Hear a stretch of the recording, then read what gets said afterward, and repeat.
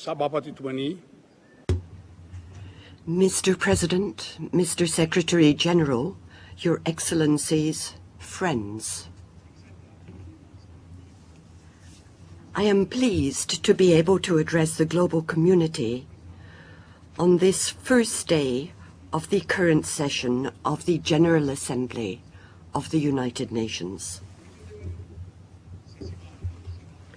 Please accept my congratulations, Mr. President, as you assume the high office of the President of the 62nd session. To Her Excellency Sheikh Yahya Rashid Al Khalifa, I convey Sri Lanka's gratitude for her astute leadership of the 61st session. Sri Lanka can boast of a very old and advanced civilization, similar to Greek, Roman, and Nile Valley civilizations. One of the important characteristics of our civilization was the use of living languages, such as Sinhala and Tamil, two languages used by many even today. Therefore, I consider it my obligation to use Sinhala, a living language, to address this august assembly.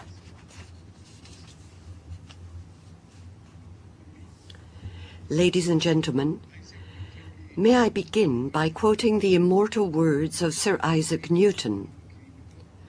We build too many walls and not enough bridges.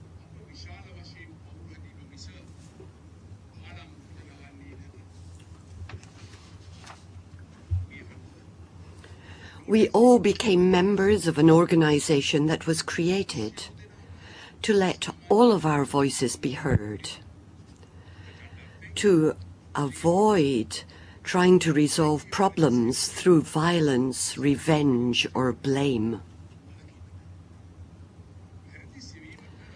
And yet we see a trend now to find fault, to place countries in the dock, and penalize those who do not fall into line.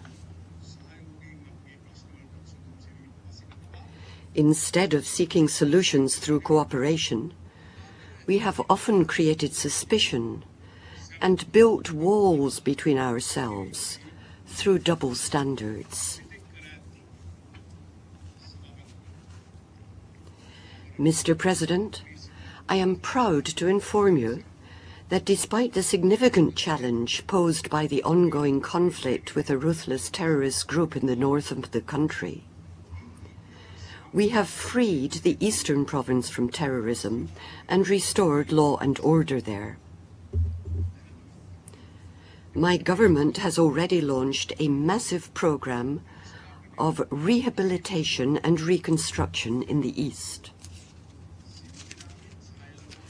We propose to make the eastern province of Sri Lanka a model for development and rehabilitation, essentially with our own effort, but also with the assistance of all donors.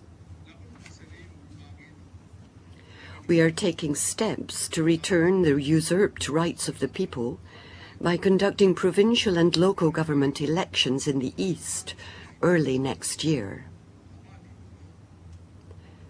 There is a clear opportunity for the international community to play a vital role in breaking the cycle of conflict by focusing on development.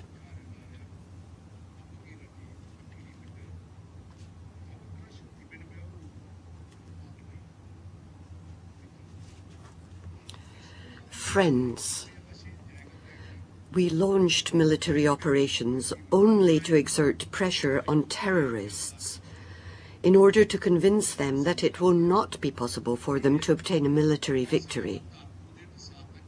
Our goal remains a negotiated and honorable end to this unfortunate conflict. I must say that the All-Party Representative Committee is working successfully towards it. Mr. President, Sri Lanka was one of the first developing countries to promote universal health and education, gender equality, and social mobilization. We have been able to achieve exceptional socioeconomic indicators, way ahead of those normally expected of a country in the lower middle income range. And we are moving to achieving or surpassing many of the Millennium Development Goals. It is a beautiful sight on our rural roads to see thousands of children in clean white uniforms heading to school. It is a fine example of our success in achieving education for all.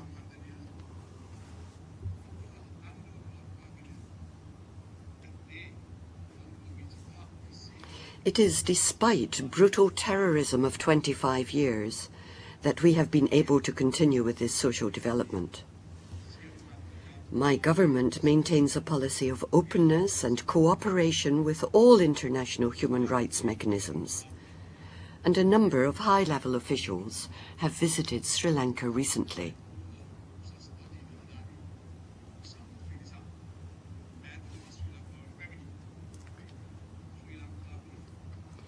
Sri Lanka's ancient civilization was rooted in the Buddhist principles of metta and ahimsa.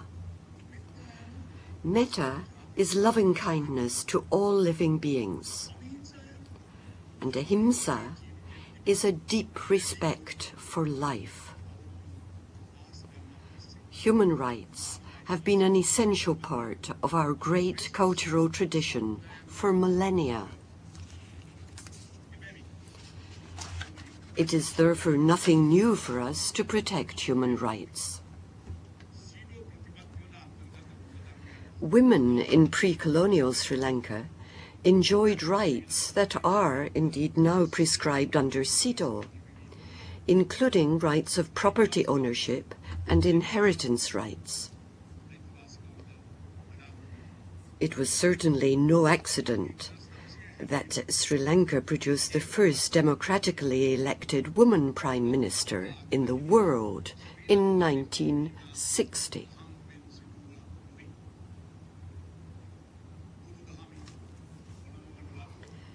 Guided by the principles of Buddhism, we have long respected the rights of our fellow human beings. Therefore, it had not been necessary for us to experience global wars or the deaths of millions to learn to recognize their value. My country has no record of inflicting misery on fellow human beings for the purpose of empire building, for commercial advantage, or for religious righteousness.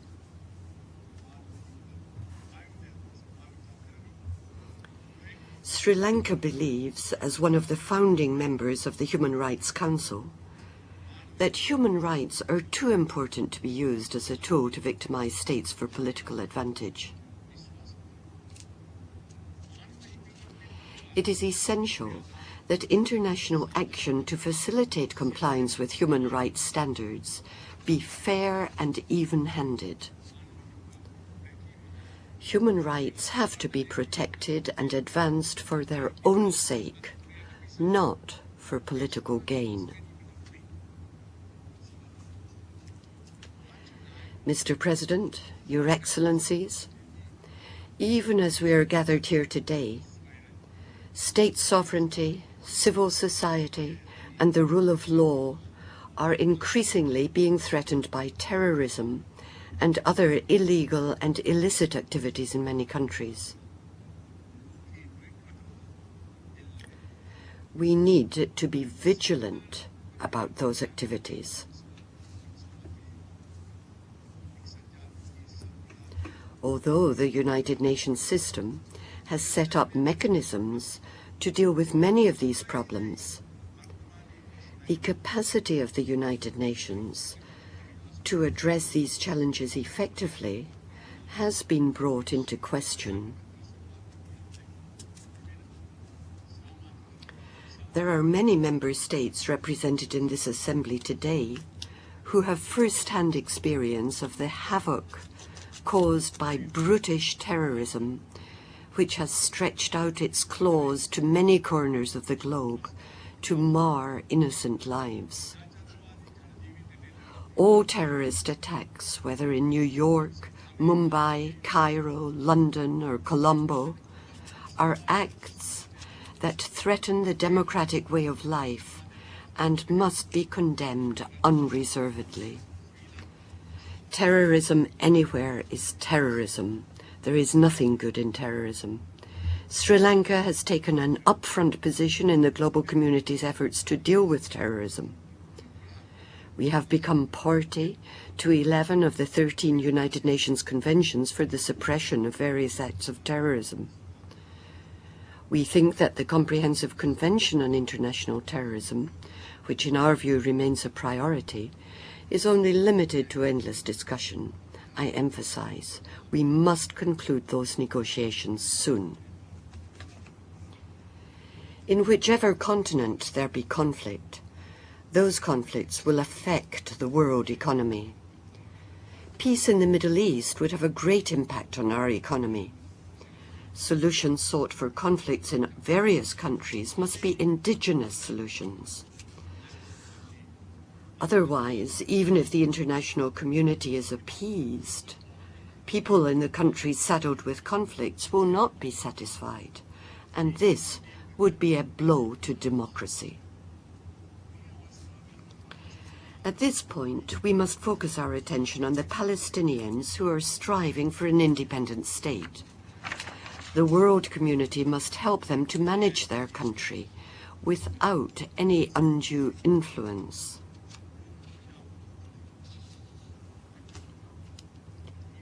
Friends, we strongly support the strengthening of United Nations mechanisms for countering fundraising for illegal and illicit activities.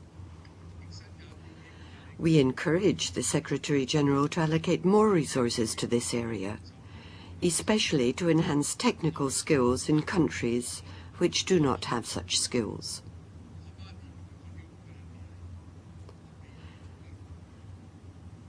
Many developing countries would benefit from such assistance. We need to have a better mechanism to provide solutions to the problems confronting us. Support should be obtained from all member states for this purpose.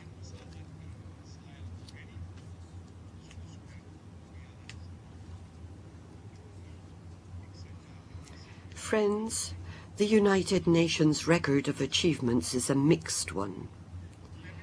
As resources received by the United Nations are limited, it has been only possible to deliver limited results. We need to focus on those, as they have often been characterized by many as poorly coordinated, ineffectively designed, ineptly staffed, and overlapping programs with unnecessary interagency rivalry. The United Nations must always remember that its primary function is to render assistance for the well-being of its member states. We have reached the development decade, which was declared by the General Assembly of the United Nations. My country has declared the Mahinda 10-year vision to usher in a new Sri Lanka consonant with those goals. And through that, we are committed to achieving the Millennium Development Goals. We have accorded priority to those areas liberated from terrorism, those that have been devastated by natural disasters, and rural areas that are lagging in development. However, it is a huge challenge for us to fill the gap created by the loss of human lives arising out of disasters. We are implementing a rural development initiative based on Maganiguma, the road development program, and Gamaniguma, the rural reawakening program, and a national infrastructure development initiative. Mahinda Chintana 10-year development vision includes continuous qualitative upgrading of education and health programs in all areas, livelihood initiatives for low-income groups, and broad social welfare programs covering poor and the disadvantaged of society, and some specially aimed at children and women. We also implement programs to protect our people from narcotic drugs and diseases transmitted through social contact. Working people, as well as low-income and poor groups in developing countries such as ours, face tough challenges due to the escalating world oil prices and increases in prices of essential food items. We are also severely affected by natural disasters and uncertainties in the world financial markets. And so it has become a challenge to achieve the Millennium Development Goals declared by this august assembly. The World Bank, which was established for economic development, the IMF, which was set up for financial stability, and other regional banks established at the same time as this world organization, all need to implement new programs to assist countries affected by challenges. Priority must be given to providing resources for this purpose. I believe that our obligation as global leaders at these sessions of the General Assembly is to commit ourselves to programs that will eradicate terrorism, establish human welfare-oriented development, establish democracy, and ensure there is hope for low-income groups for economic development.